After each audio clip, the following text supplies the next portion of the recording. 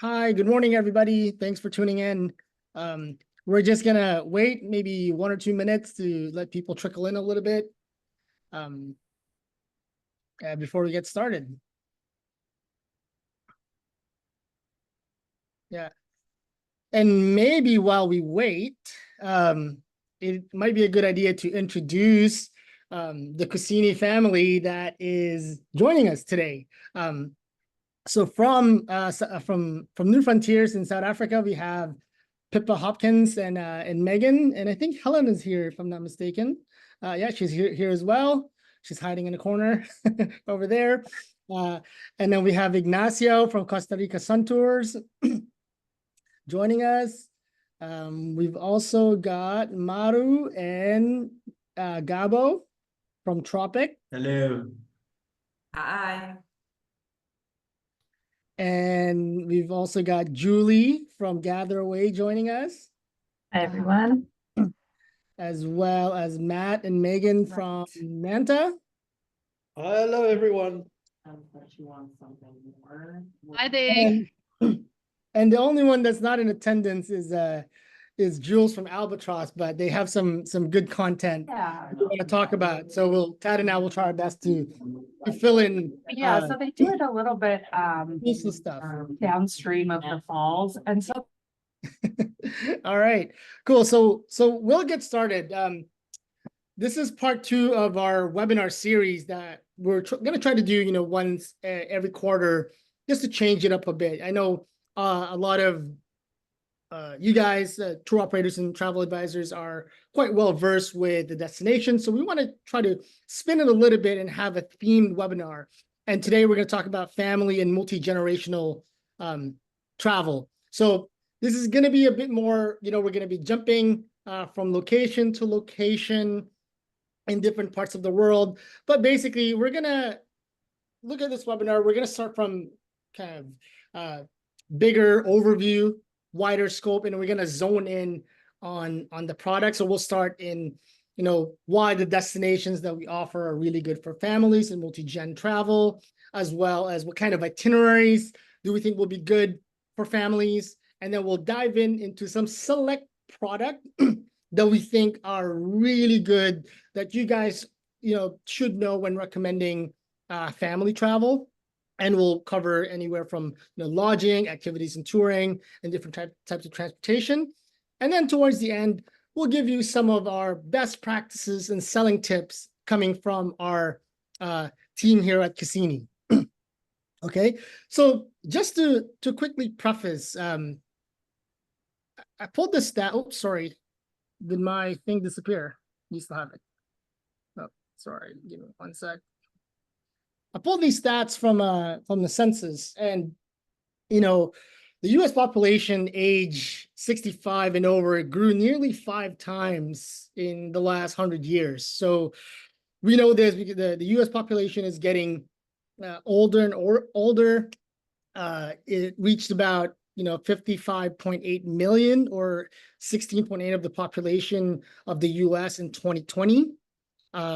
Another way to look at that is that in 2020, 1 in 6 people in the U.S. were age 65 and over. If you compare that 100 years ago, that was 1 in 20. So without a doubt, we have an aging population, and we ask ourselves, why is that important when we're talking about family travel?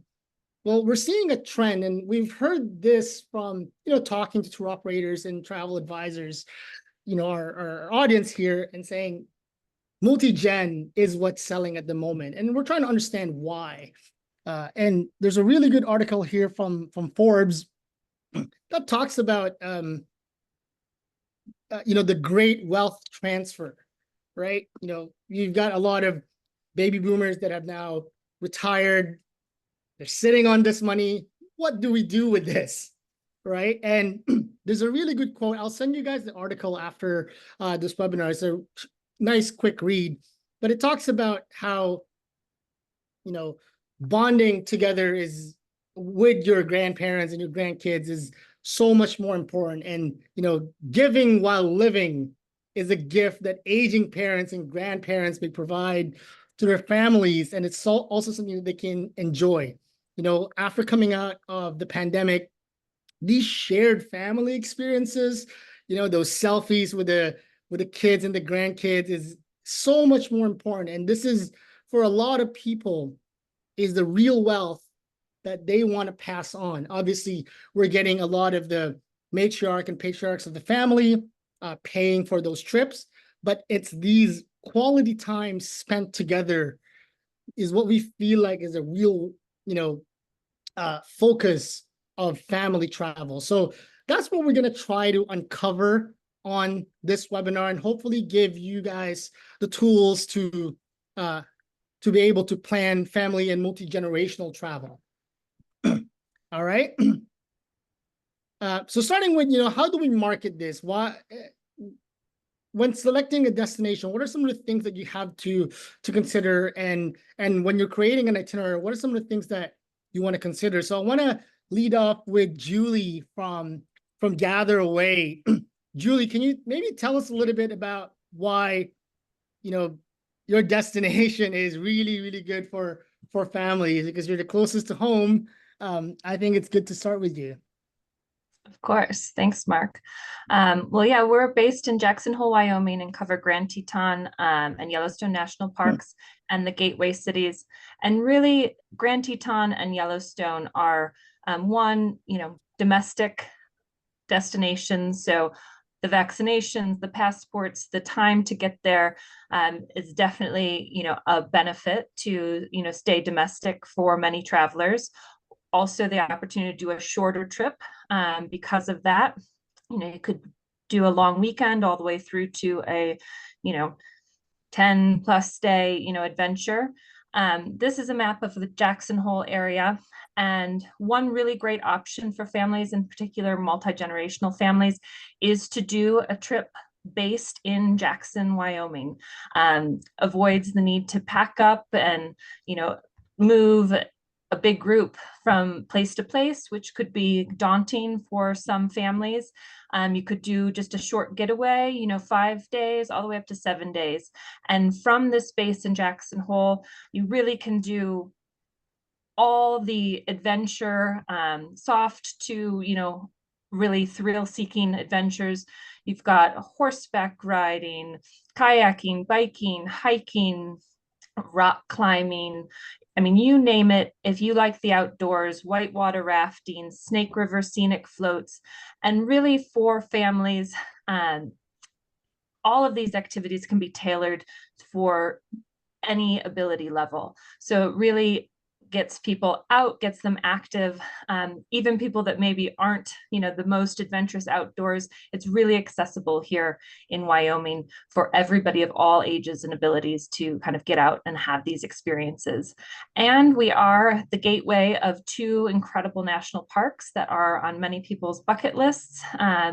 Or, you know, if grandparents, for example, have already been, it's a wonderful experience that they want to share with their kids and grandkids, to come to these national parks for incredible wildlife, scenery, history, geology.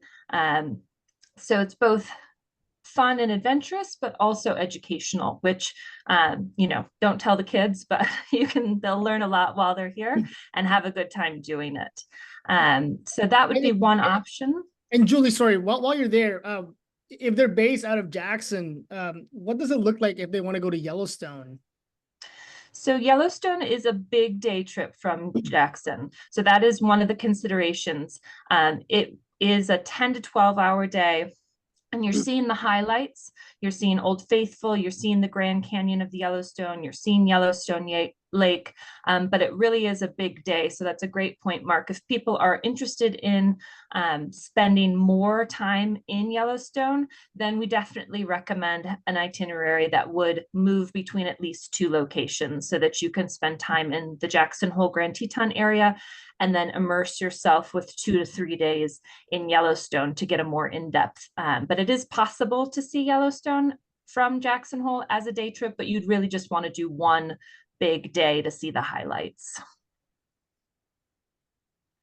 And then for a trip, as we were mentioning, that if you want to spend more time in Yellowstone, definitely a longer trip is recommended so that you can have, a good 2 to 3 days in Jackson Hole, Grand Teton, and then a good, 3+ days in Yellowstone. So spending 3 nights in Jackson Hole, 1 or 2 nights inside the park in Yellowstone National Park in a national park lodge, and then 2 to 3 nights in just outside of the north entrance of Yellowstone in either Gardner, Montana, or the Paradise Valley of Montana, which is just outside Yellowstone's north entrance.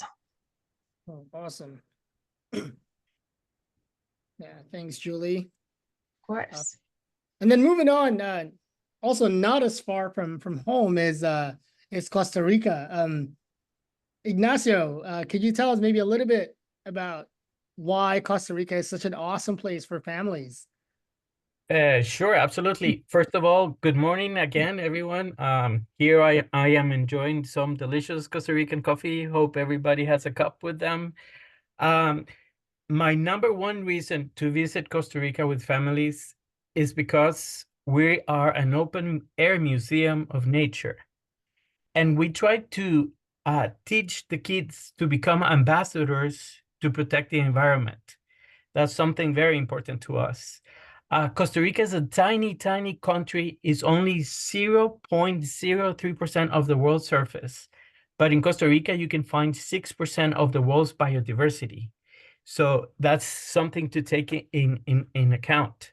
National Geographic named Costa Rica the Osa Peninsula as the most biodiverse place on Earth. So here you will see a lot of nature, flora, and fauna. Another good reason is our guides. They have been with us for 10 to 25 years, and everyone who is here knows that the guides are the ones that make the trip. So they really take good care of our customers. They have a lot of knowledge, and they have the most amazing stories to tell about the flora and fauna that they're going to find.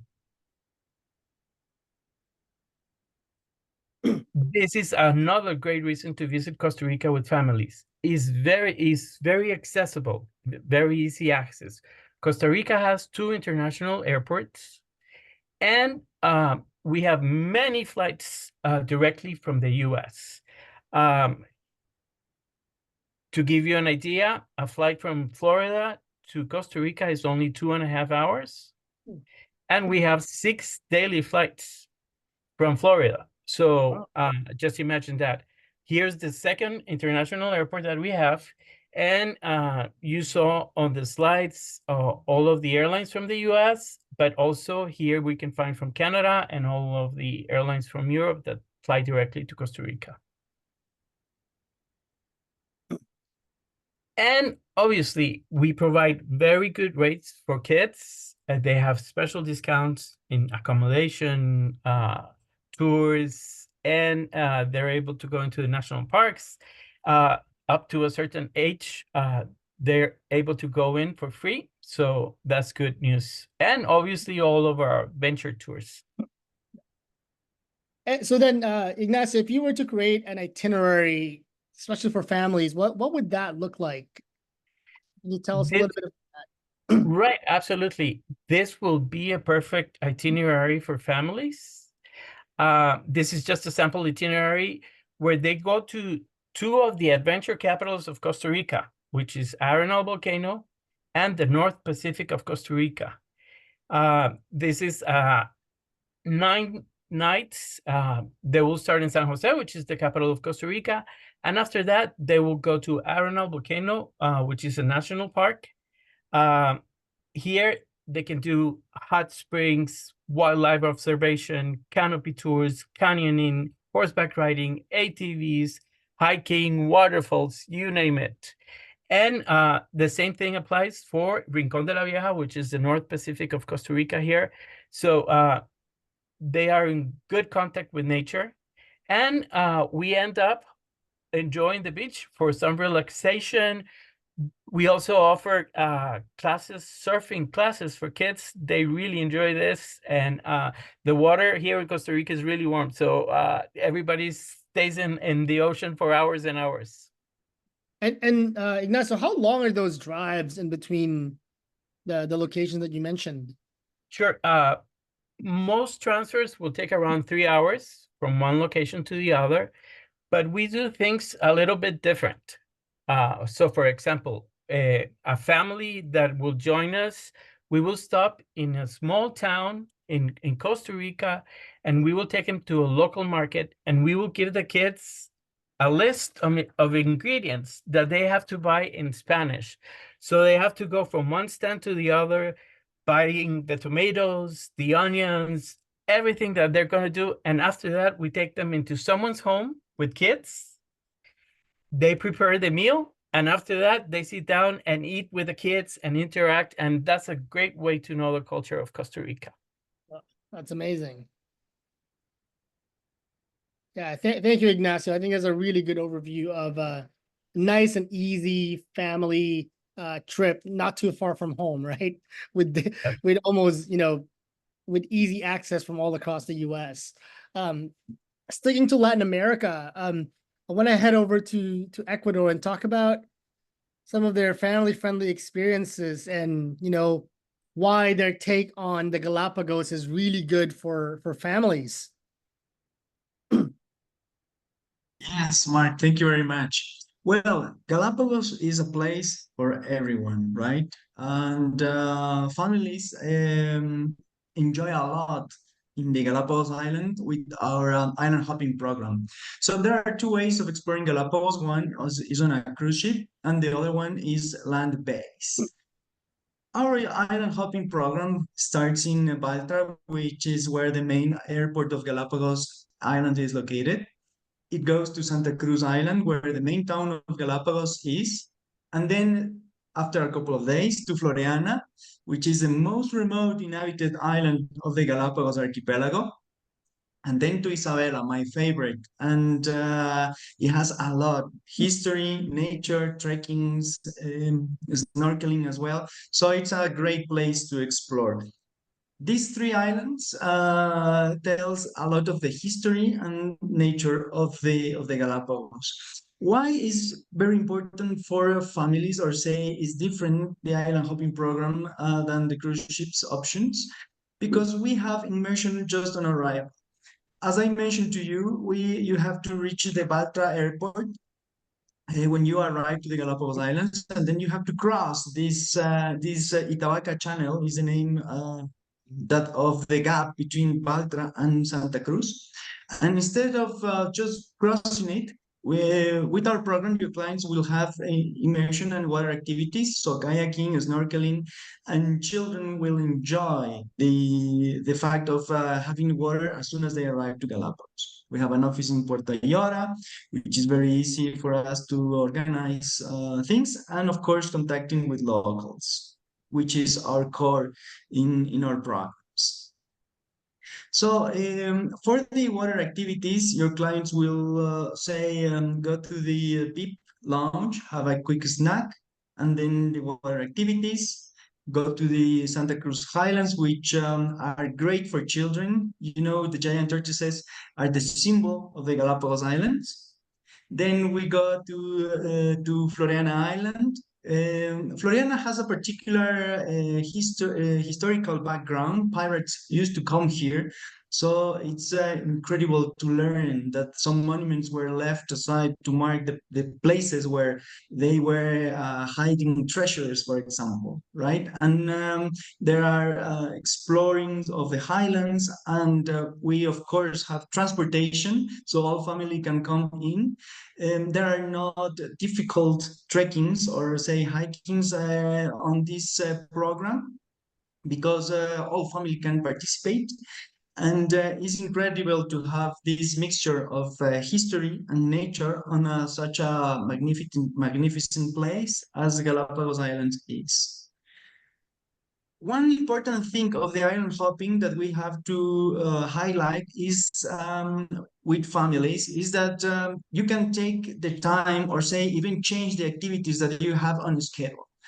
If children or grown-ups don't want to do a particular activity or they want to focus on something, we can do it on a land-based and island hopping program.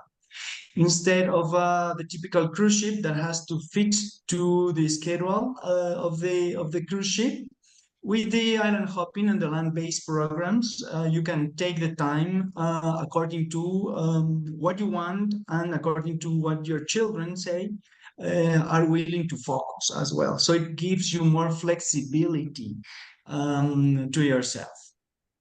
Awesome. And Gabo, just maybe talk a little bit about what type of lodging you're staying in when you do the island hopping. Well, this island hopping program has first-class lodges. There are beautiful places around Santa Cruz and Isabela. Floriana has something more standard, but we have to take into consideration that Floriana is a very remote island, and the best place there is Lava Lodge, which is just overlooking the coastal line, and you have water activities just near Aloveria, which is a family of sea wolves that live there. They usually come to swim with you as well. And it's pretty safe, a pretty safe activity, so all family can enjoy as well. We can, of course, change the accommodation according to your client's budget as well. Awesome. Mark, I just wanted to jump in. Hi to everyone. And Maru also from Tropic, to explain that this program works amazing and well, as Gabo said, with families. And even though we work with all the cruises, we love this more because it's more flexible and it allows you to have some downtimes, you know, and activities only with your family, while on the cruise ship you are sharing the itinerary with the rest of the passengers. So that's why we always recommend island hopping for kids. And Maru, for the method of transportation, what does that look like, and how long are those, transfers?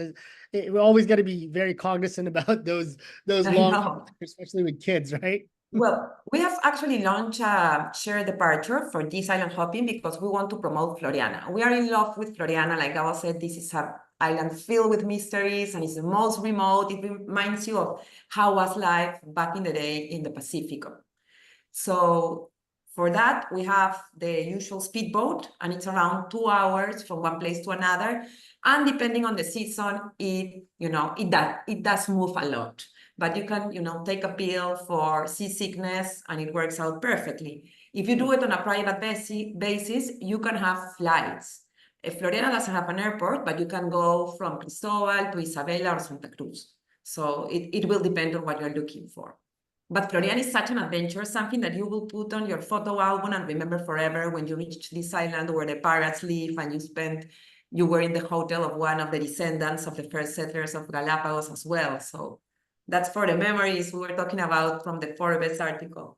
Yeah, thanks, Maru. I agree. Now moving to the other side of the world in South Africa, we know it's a really great place for family-friendly travel, but Pippa and Megan will tell us a little bit more about why. Okay, so hi everybody. Yes, so South Africa is one of the easiest destinations in Africa for family travel. Some of the highlights, we've got great weather all year round. You can see the Big Five in its natural environment. You have the educational aspect for the kids, and then the kids programs as well that allow for the adults to have a bit of a proper holiday as well while the kids are taken care of. We have so many properties that are geared for kids, offering the activities and then allowing the families to spend some good quality time together. South Africa is a perfect place to start your love of safari. It's see if this is a kind of holiday or vacation that works for your family. It's a really easy safari, so the game drives are long enough to see all the exciting animals, but short enough to keep the attention span of the children. You don't need a visa if you're coming from the US or Canada. We have malaria-free areas, game reserves, which is quite important to some clients. We've got good infrastructure, good roads, good flight networks, and then we've got great international access into Johannesburg and Cape Town. And then just to chat about the itinerary, sorry, Mark. Yeah, no. Basically, what we have suggested, there are so many different properties, hotels and lodges that are amazing for families. So it's quite hard to whittle it down just to a couple of areas and to a couple of properties. But we've just put together a basic idea that highlights some of the must-do destinations or things to do in South Africa. Starting off with Cape Town, we'd suggest 3 nights in Cape Town at the One and Only Hotel, which is located on the V&A waterfront. It's a prime location, very, very central. It's also got a fantastic kids club. It's also got a range of different room options, so whether you want an interleading room for families or kids sharing or separate rooms, the hotel can accommodate it. We'd also suggest spending some time in Cape Town on a private day tour with NF Escapes, who've put together some perfect family itineraries that Papa will chat through a little bit more detail about later. Definite highlights going up Table Mountain on the cable car. The views from the cable car, which rotates 360 degrees, are phenomenal. And then amazing views also from the top of the mountain, just looking out over the city bowl and the ocean. The tour would include cruising along the Sea Point Promenade, as well as some other real highlights. And again, sort of got that educational aspect, but it's presented in such a fun way. So your kids are learning, getting to see some of the culture, some of the history, some of the great points, but all in such a fun way. The other thing we'd really suggest doing while in Cape Town is a tour of the Cape Point and Peninsula. This is fantastic. The coastal scenery in Cape Town is just fantastic or spectacular. You'll wind your way along the coastline. You'll stop off, find some rogue penguins, also enjoy some stand-up paddleboarding, and then make your way to Cape Point, which is where they used to think that the two oceans, the Atlantic and the Indian, met. It was actually proved wrong, but it's this amazing sort of coastal scenery. It's absolutely spectacular. From Cape Town, we'd suggest going through to the Winelands for at least 2 nights. Obviously, if people have more time, they can do more. And here we'd suggested a property called Babylonstone, which is a working estate. It's world famous for its gardens. So lots of space, lots of open air, lots of things for kids to do, including collecting eggs from the hens for their breakfast, baking bread with the baker, feeding the donkeys. There's walks, all sorts of things for kids and families. But at the same time, being a wine estate, you've obviously got the wine tasting and the history of the wine and everything for adults. Also some fantastic restaurants on the property. From here, it's a quick transfer back to Cape Town, and then you're going to fly up to Johannesburg, which is just a 2-hour flight. So again, really simple and quick for kids. Lots of flight options available. And then you're going to connect on a service with Federal Air into the Madikwe, which is a private reserve located on the border of South Africa and Botswana. It's a malaria-free area. Really, really well known for its safari experiences, very geared towards families. We've just, again, selected one of the properties, which is called Marukuru. What's quite interesting about Marukuru is it's actually got 3 exclusive use villas on the reserve, in their part of the reserve. One is small enough for a family of 4, and then the other 2 are for bigger multi-gen families. So great options, exclusive use. So everything is done according to the family's times, their wants, their needs, their preferences. Kids' meals would be anything from mac and cheese to burgers to fish and chips. Parents can enjoy more sophisticated dining. Again, game drives can be as long or as short as you want. This lodge doesn't have a dedicated kids program because everything is so tailor-made, whereas a lot of other family-friendly lodges in South Africa would have, which I think we discussed a bit later. But what they do here is they really hone in on the kids' ages, their interests, and they'll tailor-make stuff. So whether it's baking with your private chef, arts and crafts with one of the childminders while the parents are relaxing, or sort of a junior ranger teaching kids how to track animals, look at the footprints, identify some of the smaller fauna and flora. So yeah, the world's literally your oyster. And The just child minding service sounds like I could use it right now, eh? yeah, I think you do. Just chatting about Madikwe as an area and why we chose it to present in our itinerary was that Madikwe is a malaria-free area, which is important. Megs and I were there recently, and we were blown away by the game viewing. Not only the big five, but also I saw it's called an art park, which is like an ant bear for the first time in my life. So lots of sort of unusual wildlife up there, and different sort of oryx and different deer species. So it was really amazing. And what was quite nice about Madikwe is that they have these water holes in front of all the lodges. So even if one of the parents are wanting to stay behind with the children, not go on the game drive, they will not miss out. They will be able to sort of watch, like the Lion King, the animals coming down to the water hole, all the species interacting. It was pretty incredible. So that we had another lodge in Madikwe. That's a great idea, is Madikwe Safari Lodge, which also has like family suites, separate bedroom, toys, books on the pillows, really geared for them, with a dedicated safari club with its own sort of building where they do safari inspired activities like rock painting and learning about animal tracks, etc. And then we just wanted to quickly bring up the Eastern Cape. Yeah, I see Mark's flipping. Yeah. Oh, sorry. Yeah. Sorry, What's that? I forgot the hint. Yeah, the Eastern Cape is another area in South Africa that is also malaria free, so similar to the Madikwe, although in a totally different part of the country. Some fantastic lodges. The Eastern Cape's a real conservation success story, and the lodges here are amazing. So we just handpicked the images, if you go to the next slide, Mark, are actually of the Shamwari Riverdene Kids Adventure Center. And I mean, it's just two very quick pictures, but you can see how amazing the center is. It's got kids obviously outdoors getting active, doing mazes, doing climbing walls, there's zip lines, there's tree houses. And then also for kids that maybe don't want to be as active and boisterous, perhaps, they've got pizza making, cookie decorating, different arts and crafts. Yeah, the lodges in the Eastern Cape as a whole are just fantastic and geared for families. So whatever your budget, whatever the family size is, there'll be a solution. And then in the Greater Kruger, which of course isn't malaria free, but is so well known, for safaris, the Kruger, I think, is world known, which is fantastic.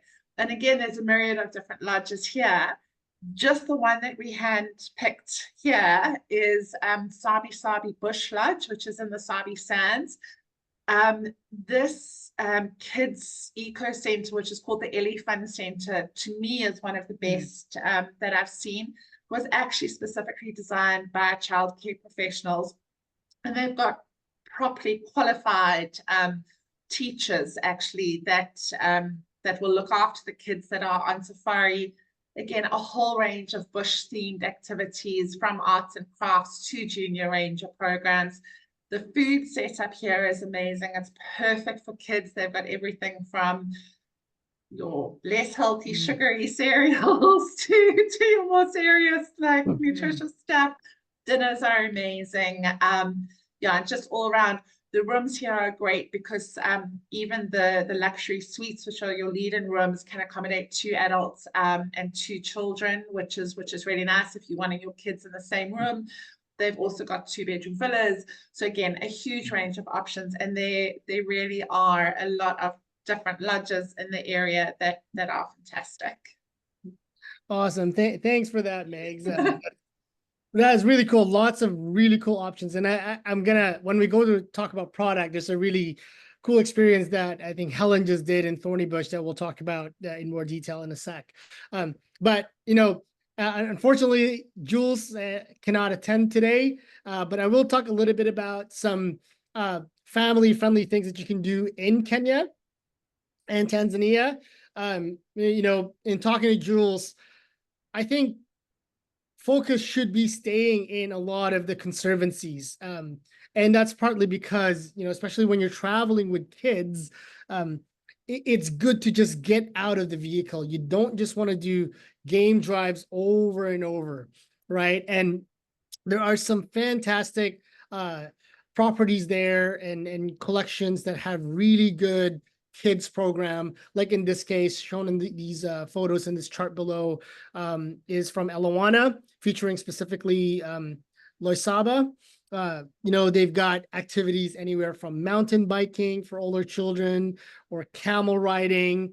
They can even visit the anti-poaching units and spending time with the sniffer dogs. That's always a cool experience for the kids, or merely just running around with your Maasai guide in Kenya. The conservancies really allow you to do it with a little bit more, privacy and exclusivity, right? So we love doing that. And, other places like Sosyan Lodge, we really love to recommend. This is just actually an excerpt from their website that you can do just about anything. In particular, this was a client that loved to ride horses with a 12-year-old daughter, but you can do anything from night game drives to camel riding or fishing, right? So there's a lot more activities that the conservancies can offer.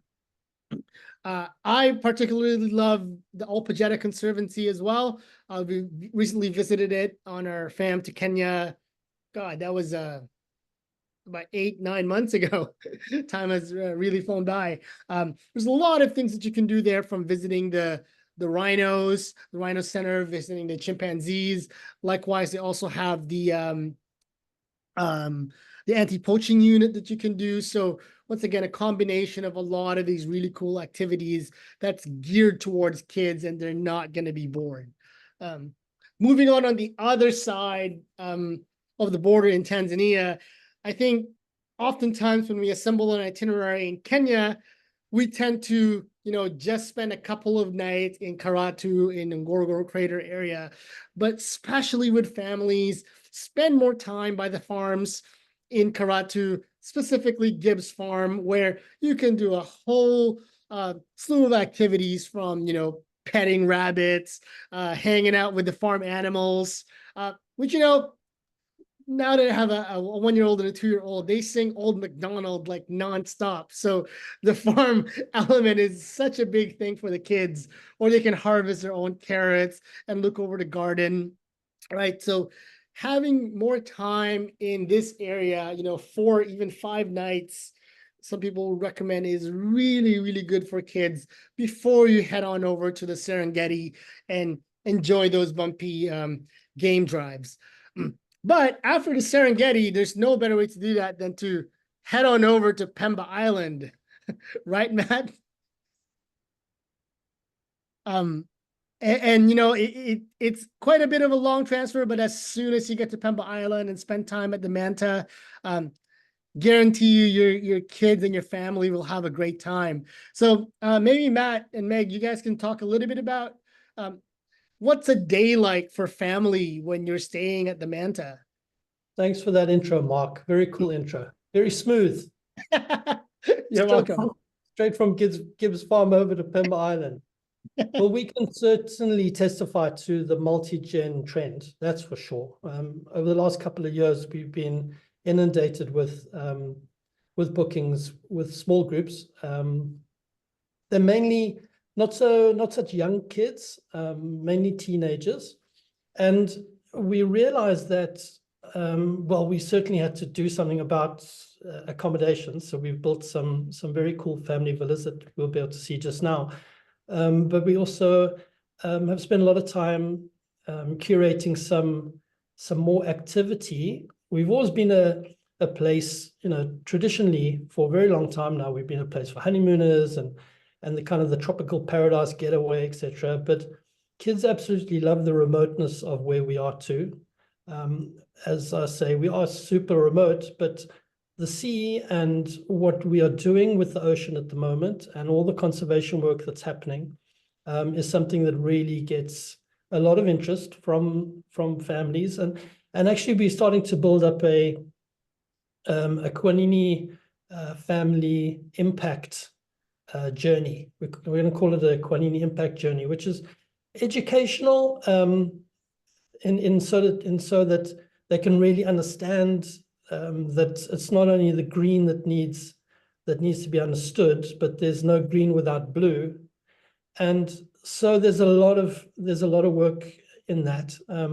Coral reef safaris and all sorts of stuff. But the kids love bubble making courses and the Discover Scuba dives. So yeah, we'd like to get kids into scuba. Yeah, And Matt, yeah, can you tell us a little bit about the that? water the whole Discover, day. can you tell us just a little bit about that Discover Scuba Dive? What does that actually mean? Yeah, well, from 8 years old, kids can do a bubble maker. Okay, so Paddy do a special kids from 8 years old, and it's basically just in the swimming pool. It's not under the open ocean, and it's just blowing bubbles out of a regulator, and just getting the hang of breathing underwater.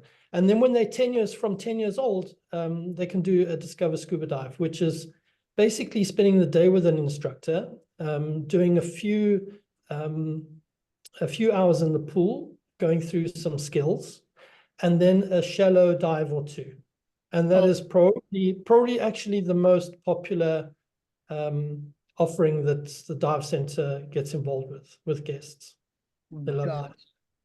Okay, awesome. And Matt, we're gonna get back to some of the accommodation aspects of the Manta shortly. We got that coming right up.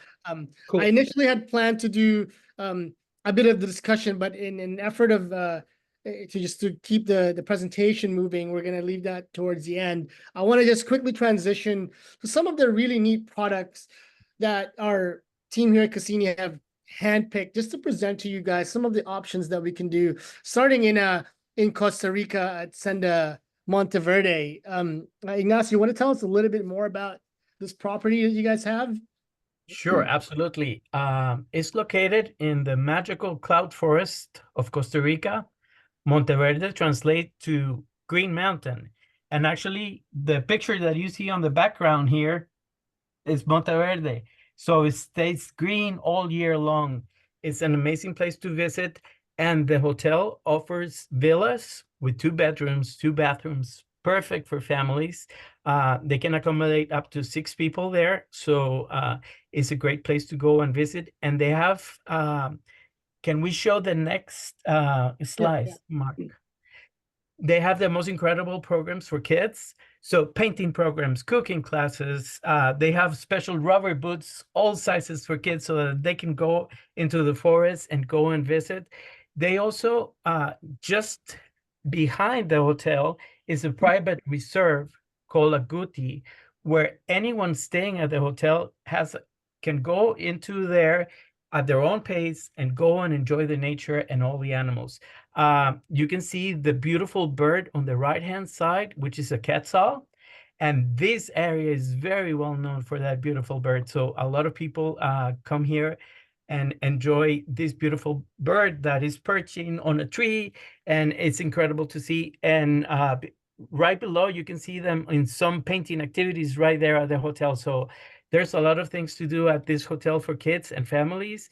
And at night, they put a bonfire and they enjoy beautiful marshmallows. And here you can do walks through this type of bridges. And did you guys know that in Monteverde is where zip lining was born? So all of the canopy tours come from this area. Wow, I didn't know that. No, that's super cool. Thank you for that, Ignacio. And then hopping back on the other side, in Kenya, we visited when we were there last year on a fam. We saw House in the Wild, which we thought was a really great property, especially for kids and multi-gen. If you have a family of 4 or 5, you can get a House in the Wild and stay at their cottages that kind of operate as a villa in its own, because it's kind of tucked away. But I think what's really important about staying in a style of lodging like this is is that you do get your own common area with the whole family, right? You got your two beds that are separated, but the kitchen, the dining room, and common area is all under one roof. And talking about spending those quality time together, that downtime that you really need to bond as a family, these types of lodging really offer that. And then they also have a really good product. So if you don't want the house in the wild, they have a collection in the wild is what they call it, just different villas in the same conservancy just north of the Masai Mara Game Reserve. And this is just a sample of their exclusive use villa. So something like this will be great for multi-gen. It's got 7 rooms, maximum 14 guests. So it's perfect if you have 10 to 12 people. Amenities, swimming pool. You cannot underestimate the power of having a swimming pool, especially for kids. Pickleball court, built pool room, right? But it also comes with your private chef, butler, guide, nanny, which is super key, and spa therapist, right? So properties like this, they are there, especially in the Mara, right? So you gotta have to just look for them a little bit, not so much inside of the reserve, but if you look at the conservancies just outside of it, and if you're willing to combine something like the Amani House with properties inside of the reserve, I guarantee you, your clients will love this style, especially for multi-gen, where they can just unwind and they don't have to go out on game drives every day or every moment and every hour, right? And then moving back to Pemba Island, Matt, tell us a little bit about the brand new villas that you guys just built.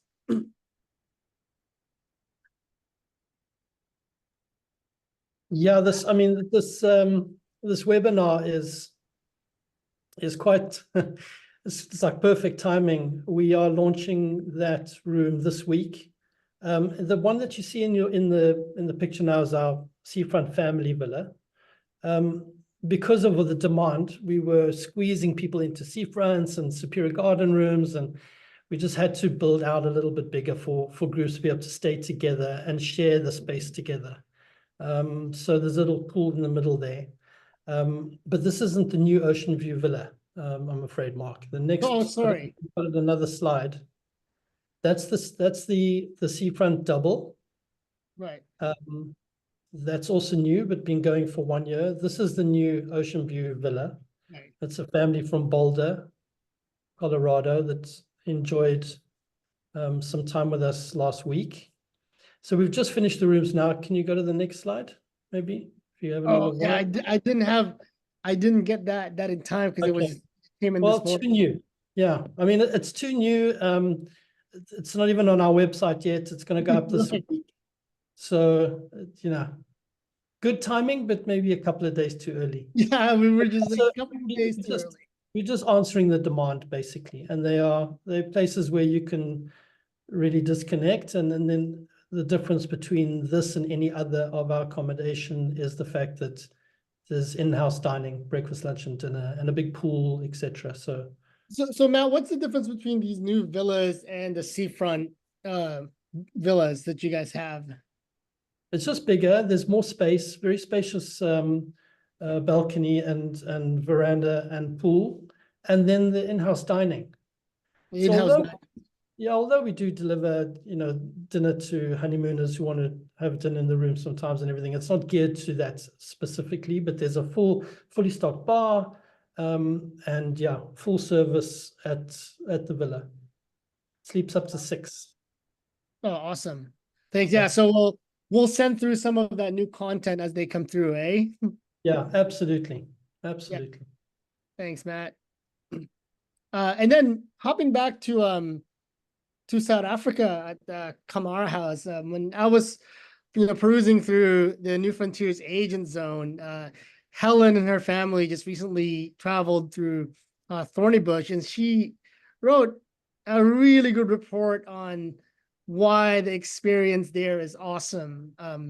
And maybe I'll speak to it a little bit. There's one line in particular in her report that made me kind of chuckle a little bit, but it shows the importance of staying in in a place like this where it's kind of self-sustaining with your whole family, the term that she used was claiming back the teenager, which was great because, you know, it's all about spending that time together with your family and maybe disconnecting from the digital world, right? You know, Pippa and Megs, maybe anything to add on this? Yeah, Helen's report is phenomenal. So please go and have a look at it up on the Agent Zone. I think for Hills, it was such an amazing opportunity to actually experience exclusive use because you know, we don't often get to experience that. And I think she was just 100% sold on the concept, both with the flexibility of being able to do a safari at their own time and at their own pace, but also because they had quite literally their own private house. So the kids could kick off their shoes, walk around barefoot, you know, be as Messy. sort of untidy. And Helen's kids are brilliant. Yes, I can chime in there. They were super untidy. Sorry, guys. I just jumped onto like the to listen in, but I didn't know Kamara was going to be quite a big part of the presentation. Yeah, so shame, Mexi. You're doing the dirty work for me. Yeah, and I was just I just remember you saying like how fantastic it was, like that the kids could play in the pool and you didn't have to worry about the other guests. You know, the family dining, exactly what you said about connecting to each other without the actual 100%. connectivity of the Wi-Fi. So the Wi-Fi was slow. That was the biggest blessing. So I'll just jump in here, just adding to what you're saying, Megs, is that it was exactly that. It was just such a carefree time. I think sometimes safari can be a bit stressful because you've got serious safari goes on the same vehicle as you and your children, and then they piping up with inappropriate comments. And I think, you know, and then you're giving them the mom glare to like pipe down and be quiet and be respectful, and it can all get a little bit like pressurized for the children and for the parents. So this was just such a liberating experience. We just all felt, you know, so privileged to have our own vehicle, our own space where, you know, it was just all to ourselves. And I had always kind of thought the exclusive use was a good thing, but having experienced myself, like Meg said, I was absolutely sold on it. I think simple things like, you know, I think when we think families and multi-gens, we often think tiny children, whereas my children are teenagers and young adults. And that's also an important family market. And, you know, it also needs to, I think the villa stay really caters for that type of age group of children.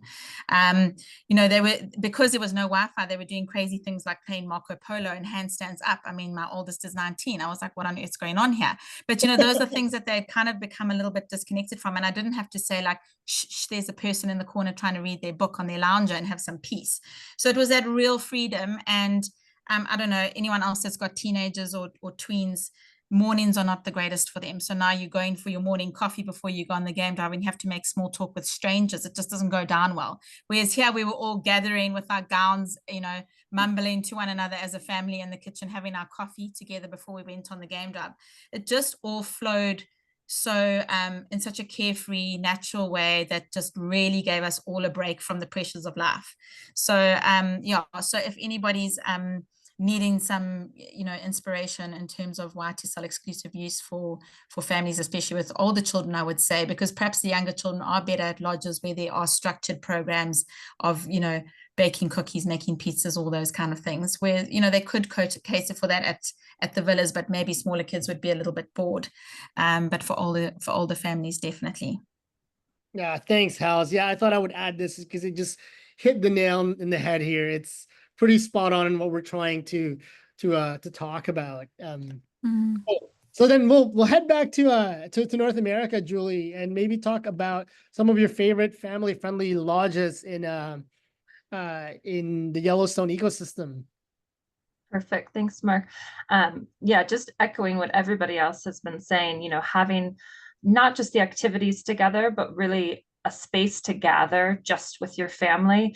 You know, sometimes hotels fall a little bit short, you know, obviously having private rooms, ensuite rooms, but then having that common area is really wonderful for families, whether it be, you know, just a single family or multi-gens, or, you know, aunts and uncles and cousins all gathering together. So in Jackson Hole, Teton Mountain Lodge is a great family favorite. They have multi-bedroom suites that have full kitchens, full living rooms. They do like a 1-bedroom with a loft that has 2 twins in it. So great for a family with, you know, 2 kids, and then all the way up to 3 bedrooms. And the bonus is that you have basically the feel of your kind of a private apartment style, but then all the amenities of a hotel. So great pool, great hot tub, the spa, restaurant, room service, everything that you want from a hotel, but with your, you know, wonderful gathering space just for your family where you can get together in the evenings. Another great option in Jackson Hole, especially for multi-gen families, is the Bentwood Inn. We've done a full buyout of this property. So again, that exclusive use that you were just talking about, that Helen was talking about, is wonderful here. This would be for a bigger group. We had a family of 23 do a full buyout for a week of the Bentwood Inn. So everybody's got their own ensuite private room, private bath, big grand living room. Because it operates like a bed and breakfast, we customize breakfast times based on their activities. They've got a huge outdoor area, fire pit, you know, cornhole games outside. So really lovely option. You could do it just as a family, you know, and stay there, not do the exclusive use. But if you did have a big group, that's really where I think this property shines. Bring in, you know, do private dinners at the house. So that's really lovely. Up in Gardner, so in the north entrance of Yellowstone, there's the 406 Lodge. This picture is just of one of their hotel rooms, but they also have multi-bedroom kind of condo style that are managed though by the hotel, so that it's not like an Airbnb where you have to wonder if, you know, the quality or the consistency of cleanliness. They've got 1 and 2 bedroom properties, so can sleep up to, you know, the 2 bedrooms could sleep up to 1, 2, 4, 6, up to 6. And then for the higher end clients, Sage Lodge, which is in the Paradise Valley, also just outside the north entrance of Yellowstone, has these lovely ranch houses. So you have a 4-bedroom, each bedroom has a bedroom plus a sitting area. They can be keyed off, so it could also be good for you know, corporate retreats. But for families, you have, again, all of the amenities of the hotel, but your own personal house. So you've got right there, you can bring in chefs to do private meals. The ranch also has all sorts of fun family activities, twice-a-day activities. They do hatchet throwing and kids crafts and stargazing. For the adults, you can do mixology classes. They've got biking and hiking trails right on property. So for an itinerary that includes Sage Lodge, what we love to do is have, you know, it's a base to explore Yellowstone, but it also is a property where you want to spend at least, you know, a day just experiencing the property with your family, having a really carefree time in this lovely Western. And what you can't see is these people on that you know, on that little porch out there are looking right at Immigrant Peak in the Absaroka mountain range. So the view is just exceptional. So you could sit there for days, you know, just reading a book, staring at those mountains. So really a lovely option for families. They can sleep up to 16. So it's 4 bedrooms, but each bedroom has 2 rooms. So you could put up to, you know, 4 people in each of those rooms. Wow. Awesome. Thanks, Julie. Almost there, guys. A few more product to go through. Just quickly talking about experiences with Tropic, now kind of transitioning from lodging to activities that you can do. Maru, take it away. Thank you, Mark. So, you know, bear with me, everyone. I know this is long, but we have so many amazing things for families. So, you know, besides the lodgings, which are great, and we have more infrastructure catering for multi-gen families, we also have experiences that are appealing for all different ages and interests. So, for example, in Lima, we always go and do a cacao tasting, which is really great. It's like sort of looking in the different treasures of cacao, because you have chocolate from different corners of Peru, And then we will give you some clues like, you know, this one will be a little bit acid, this one will be sweet and with the flavors of flowers or whatever. And then the kids have to fill a form and find out which cacao comes from where. So it's a way also to understand the importance of the cacao seed and to, you know, train their taste buds. Peru is all about history, you know, it's cradle of civilization in the Southern Hemisphere. So a visit to the museum is a must, but we have catered and changed a little bit the visits. So people, you know, from 13 younger can have a tailored visit doing comics from the different moche gods, for instance, which is a culture way before the Incas, or looking to find the different products in the ceramics like pacae, or a custard apple, lupma, like the typical fruit that was even buried way before the Incas. And after Lima, which is a busy and urban city, we go to the Sacred Valley. You know, this is near Cusco. For the ones that don't know that, it's an hour away from the Cusco airport, and we love to start there our exploration of the Andes. And here we visit the Misminay community because we've seen that there's a true power in connecting with the people that are living there now. People in the Andes see life in a different way. Pachamama, Mother Earth, is pretty much alive. And again, we always organize a representation of the blessing of Mother Earth with the people of Misminay.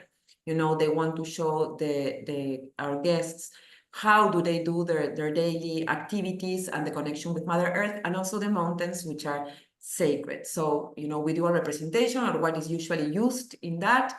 We can do a weaving exhibition as well, because we are still using natural dyes, and people will go and pick the different plants that are used for dyeing, and then understand a little bit more about the importance of dyeing as well. And a donkey ride, as you can see on the photo below, that's my daughter. It's unbeatable. Everybody loves donkey rides. So, you know, that's very cool as well. And there are kids in the community. So, you know, kids start playing with kids. There's also the possibility to do biking, trekking. You know, it's like sharing daily life, but with the local hosts of Misminay. And again, well, Machu Picchu doesn't need much explanation. It's wonderful for any ages. Our guides will know how to explain it and you know, and deliver the proper message, so nobody gets bored with too much history, but still they have a lot of content. And then if we go to Cusco, Cusco was the capital of the Inca Empire, and it's a sacred city as well as the administrative center. And over there, we have created many different experiences. We have a cooking and discovering class, which is pretty cool. We go to the local market, and you know, it's very different from the ones that you see in Europe or the US. Everything's on the ground. It's a little bit chaotic, but filled with color. And there we pick our own ingredients with Celedonia, who's over there. And then we go and cook with a little bit of music and pisco sour for the parents, of course. We have the possibility to do ceramics. And also one of the things that my kids, who are there in the photo as well, as you can see there, my guinea pigs, they enjoy a lot, was to paint the pucara bulls, which are ceramic bulls that are usually put on the roofs of the ceilings in the southern area of Peru, because this is a project that doesn't only recover the ancestral traditions, but they are also adding some virtual reality. So you put a sticker, and then with a QR code, you access like a whole virtual reality thing, which was really appealing for the kids. And I was trying to understand how did it work. So that's also really cool. A lot of hands-on activities. And one of the stars actually of Peru, which I really believe it's, you know, another perspective, it's more about the ecosystems and how they work, is a visit to the llamas. In this case, this is the Tambopata National Reserve. And what we really love about this is that, well, Rainforest Expeditions, they have a project called Wired Amazon, where the guests are part of the scientific research. So for instance, you go with the scientists and put the trap cameras, and afterwards they will send you the footage of the trap camera. So it's really cool. You could see the jaguars at night. You know, there's also a project regarding Brazil nuts and how this benefits the people and to protect the forest as well. You know, of course, this is the moment when people will go to the clay lakes and understand how the macaws live and have a picnic river. And you will see in the next slide, we also have this insect project, which was really cool. So, you know, they will go at night. There's like a big white blanket in the middle of the Amazon and very weird insects that I've never seen before. My oldest kid was super in love with the insects. Now he wants to be a biologist, but this small world really was passionate for the kids. And then there's an in-house biologist that will have the patience to ask all the questions that the kids have to do. You know, this is also the moment when you understand the importance of the rivers as the way of transporting the Amazon. You use natural dyes with plants like huito, you know, and it's also they have like great food over there. So it's all tailored for the younger crowd, but you don't lose the content that you need to also, you know, have the interest of the older people. Plus, it's a beautiful lodge and it's relaxing. And in Chile, which we have just opened, Tropic Chile, it's so, well, Patagonia, we believe it's one of our best sellers for families. You know, this is a place where you can do family trekkings and enjoy the amazing infrastructure that there's near Torres del Paine National Park. So it's about horseback riding, understanding the way of life of the gauchos from Chile, which are a little bit different than the ones from Argentina. So it's another completely different environment. It's the end of the Andes. You know, in Peru, you were like in the peak of the Andes and then it starts going down. And it's also a place where you can see pumas and enjoy the infrastructure. There are really nice luxury hotels over there. Awesome. Thank you, Maru. Quickly capping off, we're almost there, guys. Thanks for tuning in. Tell us a little bit about some of the cool stuff that you guys do with New Frontiers Escapes. Okay, thanks, Mark. So yeah, our private touring is called New Frontiers Escapes. It's very geared towards families across all ages. The best aspect of NFE is the flexibility. So when you've got a range of ages and interests, it really comes in handy. So you don't have to stick to a fixed agenda. For example, if it's a hot day and you're driving along on your tour and you want to stop off and have a swim and do a bit of a paddle board, they can do that, you know. Or kids are hot, they stop at an ice cream shop and grab an ice cream along the way, you know, you can do that. NFE also allocate the right guides to the right families. So according to their interests, and these guides are really skilled in entertaining kids so that the parents can also just really enjoy their tour for their own interests. The vehicles are great. They're loaded with toy boxes and activities, so it really is the best day out for the whole family. When it comes to lunch, you know, on your tour, we would suggest they do the wild picnics, which are fabulous. You know, they'll find a secluded spot where out in the open, you know, the kids can run around, the parents are on the picnic blankets having a glass of wine, rather than getting cooped up in a restaurant. Wild picnics are the way to go. To give you examples of what a family tour would do is if you're on the Peninsula tour, for example, you would stop for a hot chocolate break, you know, with the kids and with the views and tell them shark stories. And they'll visit the seals, they'll try some fishing, they'll again, you know, try the stand-up paddling, do some beach games while the parents are having a gin and tonic on the beach. Kids are playing, having beach activities. So it really does they will tailor each tour to the kids' ages as well as their interests. Even on the winelands tour, for example, you know, you would think it's only about the adults and the wine, but while the parents or the adults are having their winelands, their wine tastings, the kids are having their own iced tea tasting, you know. So NFE really do cater well for the families on an individual basis according to their ages and interests. Yeah, awesome. Thank you. Also just sorry, Mark.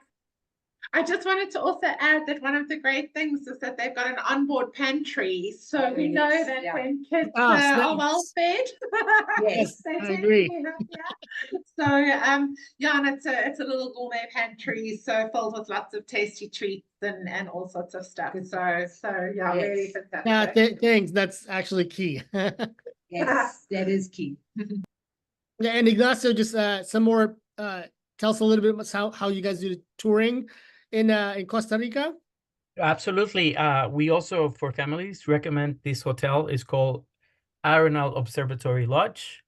and it was actually born because the Smithsonian Institute, the scientists and the students, needed a place to study the volcano. So this is how the hotel became. And now it offers all the accommodation luxuries that you need. And for example, it has 860 acres. So imagine all of the kilometers that you can do. You can go from gentle nature walks to very hard trekkings. And this area has private trails that overlooks the volcano right there in the background and is packed with wildlife. The howler monkeys will be your alarm in the morning. So that's how you wake up every morning. And it has swimming pool, and the largest private villa can accommodate up to 10 people. These are some of the activities that you can enjoy there. You can see the kids enjoying the canyoning or biking around. And obviously, after doing all of these activities, you can go and enjoy the thermal hot springs and relax with a cold cerveza or some wine. So I think it's a perfect place for families.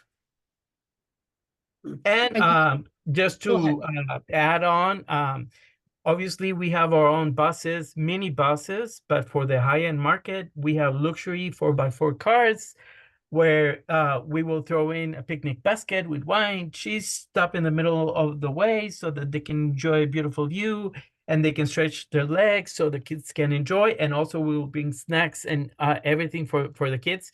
And obviously our guides and drivers will have activities going from one point to the other that kids can enjoy. And I think a common theme in a lot of our transfers is having snacks on board. Kids are just bottomless pits when it comes to snacking. And juices, yes. And juices, exactly. Which is also something that Gather Away does really well, right, Julie? Especially on those long transfer days. Yeah, there is, it is a large area. So we do spend some time in the vehicles getting, from point to point. But just as everybody said, stops along the way, gourmet picnic lunches so that you're not beholden to restaurants or restaurant timing. There's always hot chocolate, hot apple cider, coffee, tea in the cars. And lots of snacks. And then of course we have kids materials. So we've got specimen kits. So those are a little bit more educational with skulls and pelts and, materials that the guides can use during the touring, but also some fun road trip games. We play the license plate game here. Paul's with a family right now and they're 4 away. They got Hawaii yesterday. They're all excited, so lots of fun ways to, keep the kids entertained while driving. And then of course our trips privately guided, and so having that same guide throughout, they get to know the family, provide that flexibility, both with what they're interested in, stops when they leave, so you can really have that each day tailored to your family and how everybody's feeling. You might think that 6 a.m. wake up doesn't sound good, but the first time that you go out at 7, you realize that you're going to hit 10 times more traffic. So having that guide with you to, one, provide all of the, interpretation, but also just facilitate a really smooth experience, so that there's no stress for the adults in the trip, and they can just relax and enjoy the time together with their family. Awesome. Thanks, Julie. So we're just shifting a little bit to close everything off. Thank you for tuning in. Just some best practices and sales tips from every single one of our partner. We'll do this nice and quick. Starting with Matt. Matt, if you have some best practices or tips that you would recommend for someone selling to a family or trying to plan a trip with a family or multi-gen, what would you say? What would you recommend? I recommend that they love the water. I recommend that they are interested in the ocean, and want to explore a very pristine ocean and coral reef system, and then also interested in people on an island that's really remote. I mean, it's a very disconnect experience, but it's also unique with underwater room, and there's lots of really, really cool stuff for kids to understand about conservation. It's not necessarily a boring thing. They might think, oh, I'm going to go on a conservation thing. But it's not necessarily boring when you have to, you have to put in a BCD and you have to learn how to dive. And so there's all these activities that are very, very cool for them. Yeah, awesome. Yeah, it's definitely connecting with the local community for some kids. That could be a very powerful experience at an early age, right? 100%. Awesome. Yeah. And then for Julie, what are some of the things that you would recommend as sales tips or best practices when dealing with families? Yeah, I think, one thing, because we're in such a large area, getting a sense from, travelers, when we're starting the planning process, for kind of how many different stops that they're interested in. We talked about in the itinerary section, if they really don't want to move a lot, we can do Jackson Hole based itineraries, but if they do want to see the whole ecosystem, at least 2 different locations is really recommended. So making sure that, that clients we're matching the right itinerary to their expectations.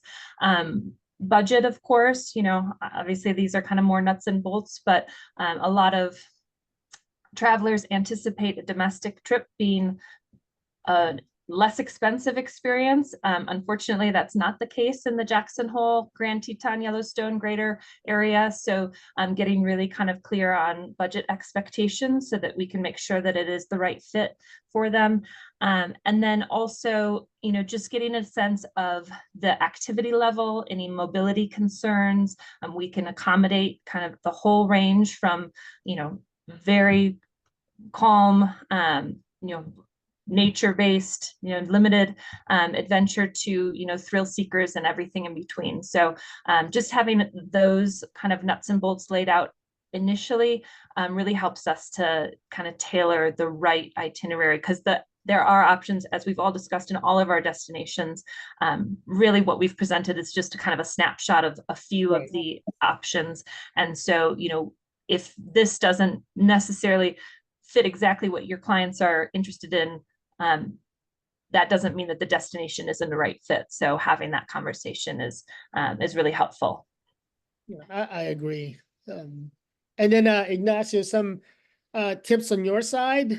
Sure, absolutely. I think Julie pretty much mentioned some very important points to follow. I will say to our travel agents, give us as much information as possible so that we can make the best itinerary for these families. Food allergies, how much activities do they want? How is important the relaxation, for example? So the most information we get, the better itinerary we can make for each one of the families. Perfect. And in South Africa, Pippa and Megan, any other tips and things to consider? I think, again, just to echo what the others have said, I think from our side, room capacities and configurations, again, with having so many different properties, hotels and lodges, do you want your kids sharing with you? At some of the game lodges, the rooms are slightly further apart. So for younger kids, it could be better, to have all in one. So just so that, again, we can figure out the best option for the clients. Exclusive use options, I think, as we've mentioned, for multi-gen families and even smaller families, there's such a wide array of these exclusive use villas and lodges that are available. So again, to try and suit budgets, to suit family sizes. I think what's quite important to note is that quite a few of the lodges do have age limits for the kids on game drives. So children are welcome at the family-friendly lodges, but you often find that kids under the age of 6 aren't allowed on game drives unless a private vehicle is booked. There are exceptions to this. For example, Lalibela, which is in the Eastern Cape, kids from 2 years are allowed to go on safari. So again, that's just something to bear in mind. Bushwalks is another amazing way to get out and experience the bush. Unless the lodge has a fenced area around it, in which case, you know, you can walk freely. But if you're going into the heart of the reserves, there's often a restriction of 16 years and older on bushwalks. So just to bear that in mind. Private vehicles are an amazing option as well for families. Again, limits for timings and boredom factors and everything like that. And then just from the side of for the reservations, just questions to ask. Kids' ages at the time of travel, often you're planning a trip a year and a half out in advance. So that's quite important when it comes to your costing your projects, if they're allowed in the room, etc. So kids' age at the time of travel, likes and dislikes, obviously interests, but especially food when it comes to kids. You know, if they, you know, we want to cater and make sure that we choose a property that's going to cater for them in that respect. Allergies, medical issues, special interests, whether they need family rooms, separate rooms, or exclusive use. You do get some families that go, I want my children in my room, and then you say, well, how old are they? And they 22 and 24. So people are different, you know. So just, you know, sort of that, as Megs mentioned, the sort of room configuration. Is a car seat required? Because that's not just standard. You need to request that up front. And then whether they need a bed or a cot, a camp cot for the infant. So that's just something. And of course, as was mentioned, budget, very important. So you choose, you know, the best that you can fit into that budget for the clients. Awesome. And in East Africa, you know, Jules was recommending, if you can't fly families, go ahead. I think anything more than 4 hours is going to be a little bit difficult for kids. So keep the drive times at a minimum when planning an itinerary. And as I said earlier, don't underestimate the importance of a property with a swimming pool. That is always popular for kids. You know, slow down, longer stays are always better to have that family time and that downtime that you can spend together, because that, after all, you know, this is what it's all about, is that bonding time that you need under one roof with the whole family. Right. And just to cap us off, just some of the themes to wrap it up from Tropic. Thank you, Mark, and thank you, everybody. We are ending soon, but we've been all over the world with our presentation. So, you know, for us, it's about sharing our destinations and what makes them so special. And we know it's a big responsibility.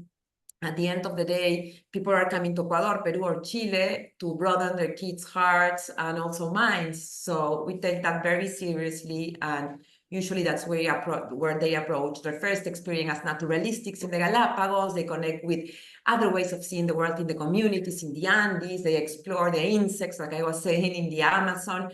It's not only about what you see, what are the amazing animals that you see. It's more about how everything is connected. And of course, the Incas, they're always inspiring. And you learn there that they are just the tip of the iceberg. The same with Chile, you know, it's always a little bit of soft adventure and trying different food. So we echo what all our colleagues have already said about the recommendations. And at the end of the day, it's all about sharing and, you know, and using the power of travel to open your minds and hearts, and tailoring that to match the different interests and ages. Yeah. And someone mentioned to me, you know, having kids travel with you, it's kind of like a long-term investment. Like, you'll never know what happened, because it just piques that interest and get them into travel, right?